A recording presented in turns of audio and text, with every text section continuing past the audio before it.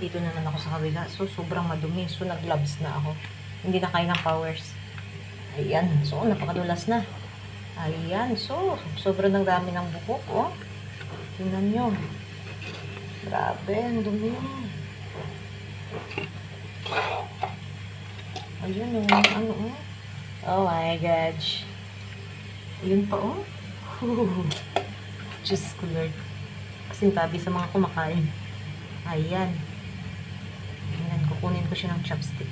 Kaya pala bumabara, guys. Ayan, pansit ba yan? Ano to? Yung mga buhok kasi, humahawak doon sa mga madudumi.